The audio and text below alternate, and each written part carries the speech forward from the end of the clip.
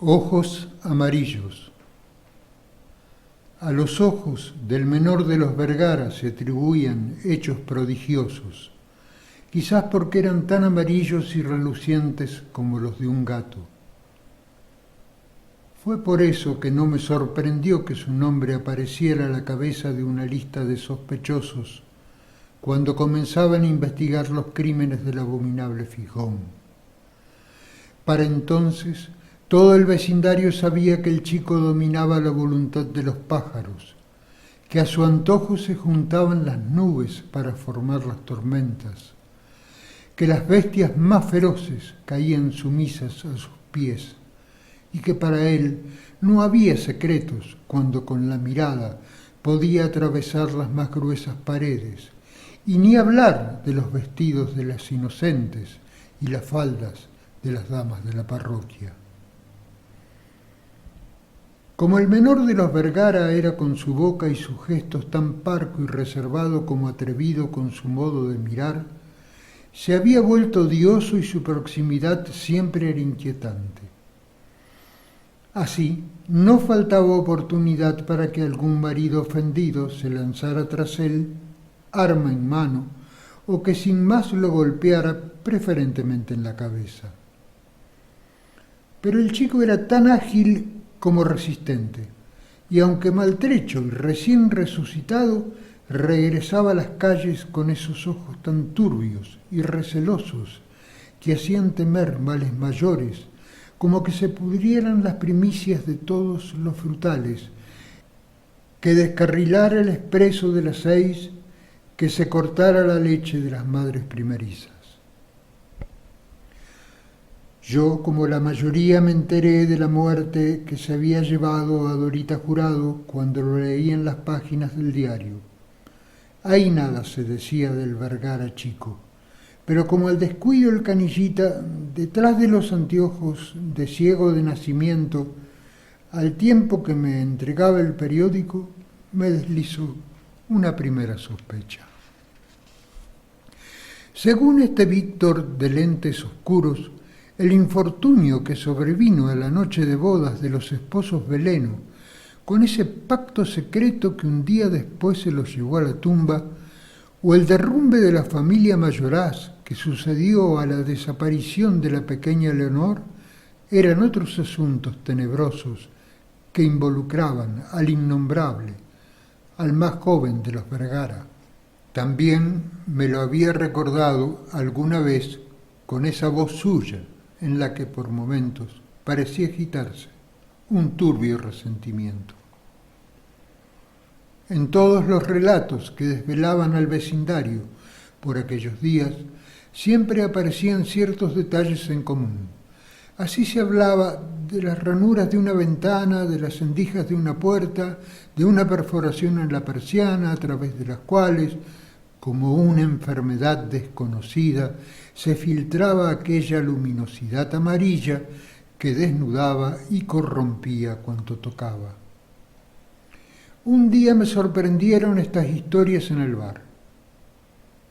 En torno a la mesa nadie dudaba siquiera que los ojos del menor de los Vergara se habían paseado como repugnantes babosas por sobre el cuerpo desnudo de Dorita Jurado, antes que ella se rompiera el cráneo contra el borde de la bañera, o que los Veleno se arrebataran sus propias vidas, cuando creyeron que era luz de los ojos del Señor la que los descubría gozando pecaminosamente del nuevo paraíso.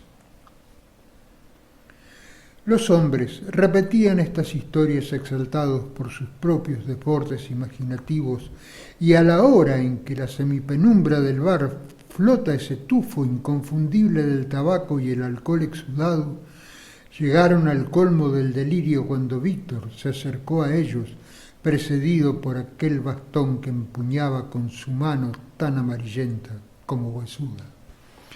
Con el ejemplar del diario que incluía alguna noticia sobre la búsqueda de Leonorcita Mayoraz por los bajos del Salado, Víctor descargó brutalmente lo que para él era una certeza indiscutible.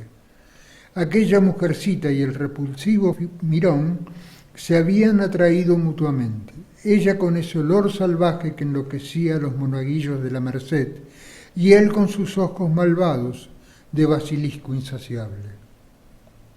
Así, las responsabilidades serían compartidas, pero no había que olvidar que ella era menor, que el abominable había ejercido sobre la niña una fuerza hipnótica tan irresistible que había anulado su voluntad y que finalmente la había rebajado al nivel de un pobre animalito indefenso para sustraerla del cuidado de sus padres.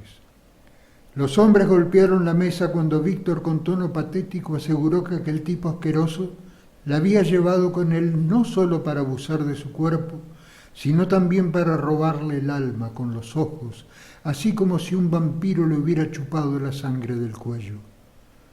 La vida a cualquiera se le va, pero el alma es otra cosa, afirmó ante aquella asamblea donde de pronto se hizo un silencio insoportable. Unos días después, 4 uniformados del destacamento de la bajada se lo llevaron al menor de los Vergara para espanto de su madre y regocijo de todos los vecinos. A la mañana siguiente, cuando Víctor me llevó el diario, no se distrajo en innecesarias explicaciones. Ahí estaba para él la verdad revelada. Acá está. Fue todo cuanto dijo, mientras señalaba con el índice sucio de nicotina un lugar impreciso en la primera plana. La crónica hacía mención a la condición de sospechoso y aludía, aunque muy superficialmente, a las monstruosas facultades que lo distinguían, pero sobre todo anticipaba la pronta liberación del detenido, porque la justicia no había encontrado una sola prueba en su contra. Está claro, aseguró Víctor, que este Vergara no es el único corrupto. El secretario del juzgado atiende en salto de cama y con los ruleros puestos. Cuando volvimos a verlo, ya ni siquiera parpadeaba. Los ojos desorbitados y descompuestos parecían empeñados en ver mucho más allá de la materialidad de los seres y las cosas, y ni siquiera pestañeó. Dicen, cuando algunos días después una tía de Leonorcita le gritó al oído cómo y en qué condiciones habían encontrado a la niña a un costado del camino que lleva al cementerio viejo. Tenía que ser de noche cuando más refulgían aquellos ojos entre las hojas de los arbustos, por sobre los tapiales ruinosos o detrás de las rejas más seguras, que los hombres salieran a buscarlo y para su eterna desgracia lo encontraran pitando un cigarrillo tras otro con fruición incontrolada bajo los negros cipreses del parque. La luz de la mañana lo descubrió boca arriba, sobre el húmedo empedrado. Ahí estaba el más chico de los Vergara en la cortada del mercado. Alguien había colocado una moneda de 1 peso sobre sus párpados que se habían negado a cubrir sus pupilas morbosamente dilatadas, esos ojos suyos que habían insistido en permanecer abiertos, aun cuando estaban tiesos y opacos, como los de un pescado en la ganchera. Yo fui uno entre muchos que se distrajo en su recorrida para ver al ajusticiado que ahí estaba, tendido en todo su largo con las ropas destrozadas, descalzo su pie derecho y con un aire de muñeco caprichosamente desarticulado como un espantapájaro alcanzado por la patada de una mula. Estábamos todos en el lugar, entre silenciosos y querecontecidos, cuando aún sin haberlo visto presentimos la llegada de Víctor. El golpe del bastón precedía su aparición, por eso sabíamos de él un poco antes, así como se sabe de una cascabel. Confieso ahora que cuando di por seguro que el ciego se iba a detener junto a nosotros me equivoqué. Mucho más todavía cuando lo imaginé tratando de conocer los detalles que escapaban a su sentido. Con ese agresivo golpetear sobre las piedras emergió de entre la bruma, se abrió camino entre la gente, sin torcer el rumbo ni acortar los pasos, y de pronto estuvo allí, con su estampa diminuta, aunque solemne, todo de negro, el abrigo, la bufanda y el sombrero.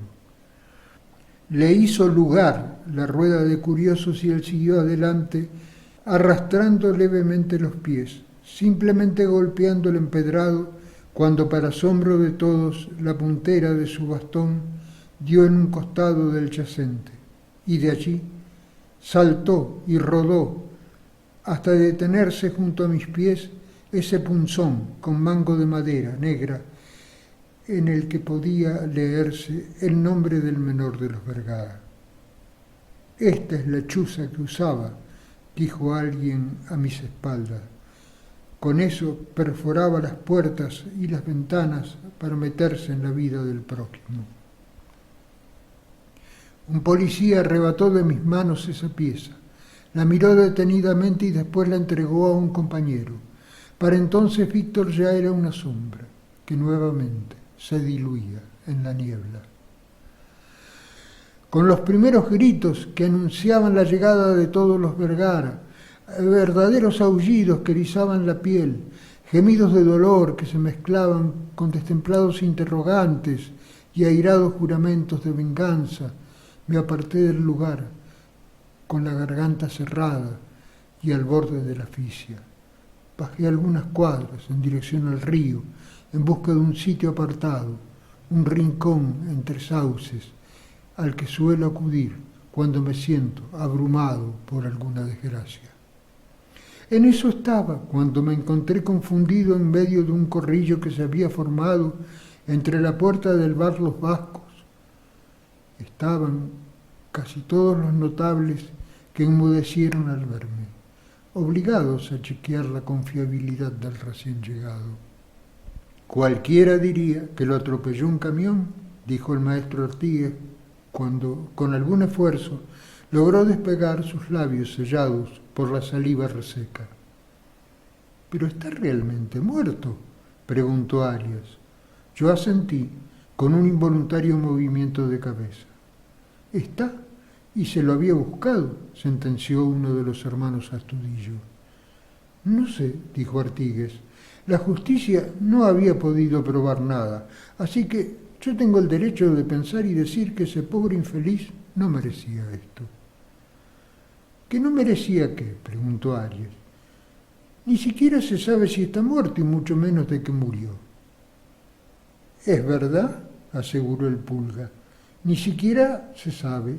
Todavía no salió en el diario. Un ramalazo de aire fresco me recordó el remanso entre los sauces y tan impensadamente como me había sentado me puse de pie. Saludé en silencio y volví al camino. Me alcanzó, antes de llegar a la esquina, el maestro Ortigues. En silencio caminamos uno junto al otro, algunas cuadras en dirección al río, y yo empezaba a sentir que alguno de los dos estaba obligado a decir algo. Cuando escuché su voz calma y persuasiva, ¿ha visto a Víctor? Yo estaba a su lado cuando hizo aparecer el arma con su bastón. Fue un golpe preciso, como si el hombre hubiera sentido la necesidad de reafirmar algo. La culpabilidad del chico Vergara, por ejemplo. ¿Pero cómo podría?, pregunté desconcertado. Puede que fuera un golpe casual, me concedió, que casualmente la puntera se encontrara con el punzón, pero era la puntera del bastón de Víctor, que desde que pasó lo que pasó con Leonorcita Mayoraz, no ha hecho otra cosa que levantar sospechas en cada esquina de la ciudad. Es cierto, pudo actuar por resentimiento, arriesgué, aunque ya no tan seguro. Algunos días después volví a Los Vascos. Estaban todos, discutían apasionadamente. Se vivía un clima de campaña política y Víctor, que envuelto en el humo del cigarrillo parecía ajeno a todo, estaba al alcance de mis ojos. Me detuve en su figura, lo observé a lo largo de los próximos 10 minutos, hasta que de pronto vi cómo giraba la cabeza en dirección a la boca de la alcantarilla más cercana. la colilla del pucho entre el índice y el pulgar de la mano derecha.